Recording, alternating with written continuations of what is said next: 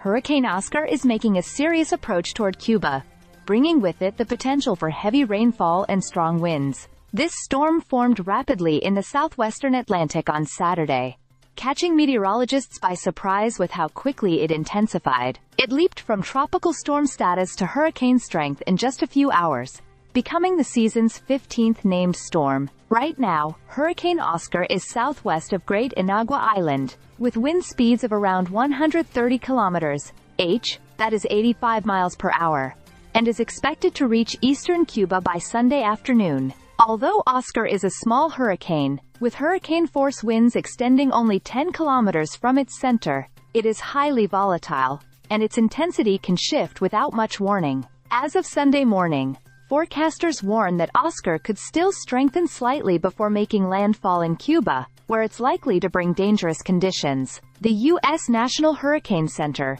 that is NHC, has issued hurricane warnings for parts of Cuba, the Turks and Caicos Islands, and the southeastern Bahamas. Rainfall could reach up to 375 millimeters, that is 14.7 inches, in some areas of Cuba, posing a serious risk of flash flooding. Cuba is already facing a national crisis due to widespread power outages, following the failure of its largest power plant.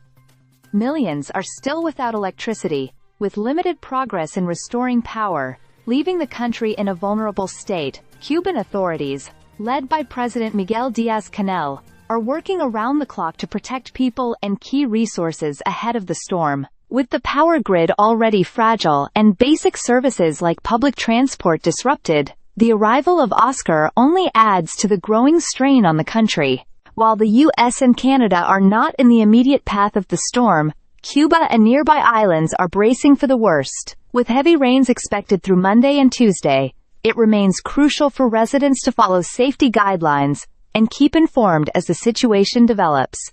Stay subscribed for more videos.